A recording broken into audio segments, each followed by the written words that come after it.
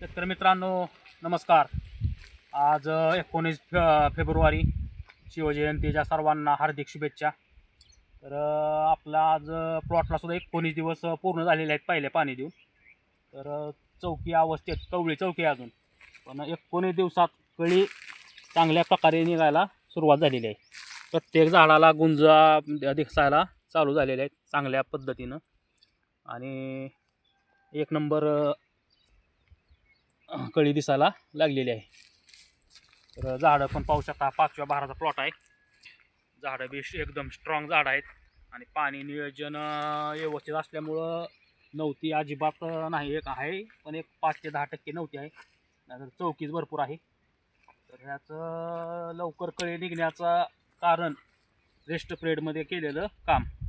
Rest पिरियडमध्ये आपण प्रक्रिया करून कुजवलेलं शेणखत त्याचा वापर प्रति झाड 25 किलो याप्रमाणे केला होता आणि बेसल डोस ऑर्गॅनिकमधलाच आपण भरलेला होता. तर बेसल डोस पण आपण प्रति झाड 1 किलो भरलेला होता. तर बेसल डोसमध्ये सुद्धा आपण मासोळी खत असेल, निंबोळी पेंड असेल, सुपर गोळी आणि बोन मिल म्हणजे ते हड्डीचा चुरा या खाती येतोय ती, त्याचा वापर केलेला होता. तर प्रक्रिया केलेल्या शेणखतामुळं लवकर ॲक्टेक झालं आहे, लवकर लागू पडलं आहे चांगलं शेणखत. आणि शेणखत एकदम चहा पावडरीसारखं शेणखत झालेलं आहे प्रक्रिया केल्यामुळे. त्यामुळे रिझल्ट खूप एक नंबर लागला आहे. आज 19व्या दिवशी कळी निघायला चालू झालेली आहे आपली, कुठला सुद्धा प्रॉब्लेम नाही. तर हे बघू शकता आपण, कळी तर प्रत्येक झाडाला चालूच आहे गुंजा अवस्था निघायला. पण ज्या ठिकाणी आपण खात भरलेला आहे त्या ठिकाणी गांडुळाची संख्या प्लस मुळी ही शेणखत आहे आपला टाक भरलेला आपण, आणि ही मुळीची संख्या बघा, एक नंबर मुळे. आणि निमॅटोडचं तर नावच नाही. ही बघू शकता मुळी तुम्ही, एकच नंबर मुळी. आणि शांत खात, हा उष्णता हिट जास्त असते शेणखतात, पण हा खात प्रक्रिया केलेला असल्यामुळं एकदम थंड झालेला आहे आणि झाडांना खायला सोपं. मुळी एक नंबर राहते त्यात, त्यामुळे हे बेनिफिट प्रक्रिया केलेल्या शेणखताचं आपल्याला भेटलेलं आहे. तरी आपण पुढच्या वर्षी या नियोजनासाठी ऑर्गॅनिक मटेरियल आणून ठेवलेलं आहे, ते पण आपण पाहू. त्याची प्रक्रिया करून बाहेर गेल्यानंतर रेस्ट पिरियडमध्ये लगेच 15 ते 20 दिवसात आपण तो बेसल डोस प्रति झाड 25 ते 30 किलो भरून घेणार आहे. तर शेतकरी मित्रांनो, प्रत्येक नियोजन हे महत्त्वाचं आहे. पाणी नियोजन असू द्या, खत व्यवस्थापन असू द्या, किंवा फंगीसाईड पेस्टिसाईड असू द्या, प्रत्येक नियोजन टायमिंगला झालं तर त्याचा रिझल्ट लागतो आपल्याला. बेटाईम फक्त आणायचं मारायचं असं जर केलं तर काय उपयोग होत नाही.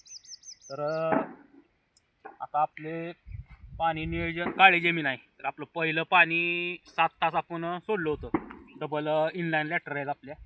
तर दुसरं पाणी आपण दिलं तर आठवड्यानंतर. जी आमची चूक झालेली होती, की आम्ही दुसऱ्या तिसऱ्या दिवशी आम्ही लगेच पाणी दुसरं चालू करत होतो, तर त्यामुळं नव्हती खूप चालायची काळी जमीन असल्यामुळं. तर आता त्यावेळेस थोडा बदल केला होता आपण. तर 8 दिवसानंतर जी पाणी आपण चालू केलं, आता आपली काळी जमीन आहे. 5व्या दिवशी आपण 1 तास पाणी सोडतोय. आता हे 2-3 दिवसात ऊन वाढल्यामुळं 4थ्या दिवशी आम्ही 1 तास पाणी चालू केलेलं आहे सोडायला. पण पाणी मात्र वापसा कंडिशनवर देतोय आम्ही, त्यामुळं हा रिझल्ट लागलेला आहे. नाहीतर पहिल्या वेळेस आमच्या 4 बहारापर्यंत पहिल्यांदा नव्हती काढल्यावरच कळी लागत होती, कारण काळी जमीन असल्यामुळे पाणी जास्त व्हायचं, नव्हती जास्त वाढायची. तर ह्या वेळेस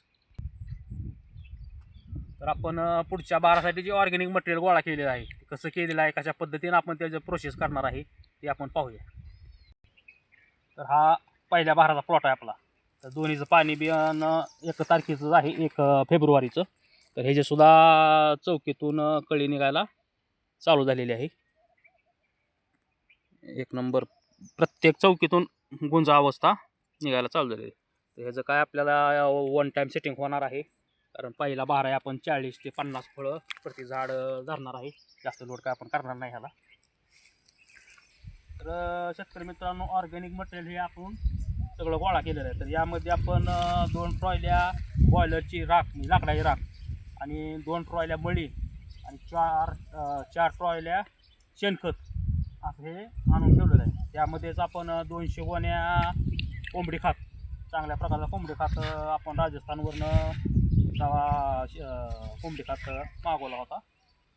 तर साधारणतः एक 2.5 ते 3 टन कोंबडी खात पडलेला आहे ह्याच्यात. तर त्याचं नियोजन आपलं पुढच्या भारासाठी आत्ताच हे नियोजन करून आपण ठेवलेलं आहे. तर आता हे 6 ते 7 महिने पुढचा भार निघेपर्यंत त्याची कुजवण्याची प्रक्रिया करून आपण झाकून ठेवणार आहे. त्याला पाण्याचं ड्रीप वरून टाकून घेणार आहे. एक 4 ते 5 दिवसाला पाणी त्याला सोडून त्यात मॉइश्चर राहावं, ओला राहावा हात, आणि जी बॅक्टेरिया सोडलेल्या ह्या बॅक्टेरिया हात एकदम कुजवण्याचं काम करणार आहे. तर आज आपण बॅक्टेरिया पण तयार करून ठेवणार आहे. ते 3 ते 4 दिवसांनी तयार झाले बॅक्टेरियाचा काउंट वाढला की आपण जीसीपीच्या साहाय्यानं ते मिक्स करून घेणार आहे. आणि ज्या दिवशी जीसीपी कालवायला चालू करेल त्या दिवशी ते बॅक्टेरिया हे आपण त्याबरोबर ओतून घेणार आहे. पूर्ण बॅक्टेरिया पूर्ण खतात मिक्स चांगल्या प्रकारे होऊन जातील असं आपलं नियोजन आहे. तर आपण बॅक्टेरिया बघू कुठल्या वापरायच्या, काय करायच्या.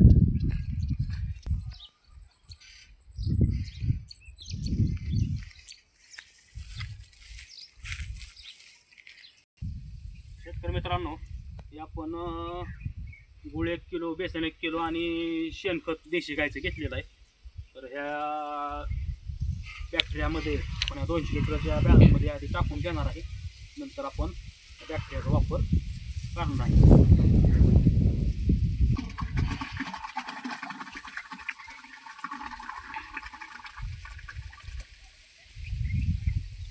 हे आपण शेण, गोमूत्र, शेण, गूळ आणि बेसन हे यात मिक्स करून घेतलेलं आहे. देशी गायचं शेण आहे. देशी गायच्या शेणात सुद्धा करोडो बॅक्टेरियाचा काउंट आहे. तर हे चांगलं मल्टीप्लाय होण्यासाठी हे आपण आधी मिक्स करून घेतलेलं आहे. ह्या डिकॉम 5B म्हणून ह्या बॅक्टेरियाचा 1 किलोचं पॅकिंग घेते. यामध्ये आपण ज्या सेपरेट बॅक्टेरिया PHB, KMB, ट्रायकोसोडो बॅसिलस हे जे ह्या शेण प्रक्रियेत वापरतो, तर ह्या बॅक्टेरियात सगळ्या वापरायची गरज नाही. ह्याचा सगळ्यांचा काउंट यामध्ये येतोय. तरी आपण 1 किलो आता काय करणार आहे, त्यात मल्टीप्लाय होण्यासाठी टाकणार आहे. 4-5 दिवसांना आपण जीसीपी आल्यानंतर मिक्स करून ह्यात पाणी वाटून देणार आहे. आणि ज्या दिवशी मिक्स करून घेणार आहे आपण त्या दिवशी त्या हाईट त्याची आपण कमरेत ठेवून परत त्याला काठीच्या साह्यानं होलं पाडून हे दुसरा 1 किलोचा पुडा परत त्या होलमध्ये आपण पाणी त्याचं ओतणार आहे. तर असं हे 2 किलो आपण त्याचा वापर डिकम्पोजसाठी करणार आहे. तर ह्याचं 1.5 ते 2 महिन्यात खात आपला पूर्ण बॅक्टेरिया कुजवण्याची प्रक्रिया पूर्ण होणार आहे. तर 1 किलो पॅकिंग आपण यामध्ये टाकून घेणार आहे.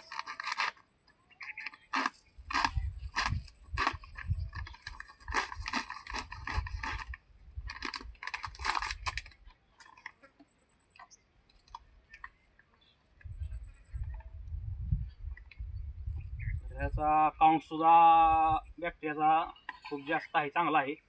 75,000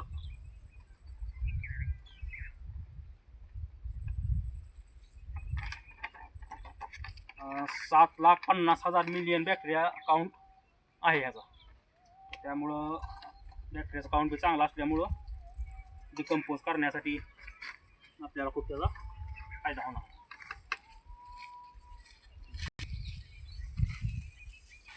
तर हे आपण 1 किलो बॅक्टेरिया पाण्यात मिक्स करून त्यामध्ये मल्टीप्लाय करण्यासाठी टाकलेलं आहे. हे 4 ते 5 दिवसात त्याचा काउंट चांगला वाढल्यानंतर आपण शेणखतामध्ये हे मिक्स करून घेणार आहे. तर शेतकरी मित्रांनो, शेणखत प्रत्येक डाळिंब बागायतदार, फळ बागायतदार आहे तो प्रत्येक बागायतदार दरवर्षी शेणखत तर भरतोच 100%. अशी जर प्रक्रिया करून जर भरला थोडा 4 महिने 2 महिने अगोदर आणून एकच नंबर रिझल्ट लागतो त्याचा. फक्त एकदा अवश्य करून बघा हे अशी शेणखताची प्रक्रिया. मला तर खूप छान रिझल्ट लागलेला आहे. तुम्ही अवश्य एकदा करा. व्हिडिओ चांगला वाटला असेल तर लाईक, सबस्क्राईब करा. धन्यवाद. जय शिवराय.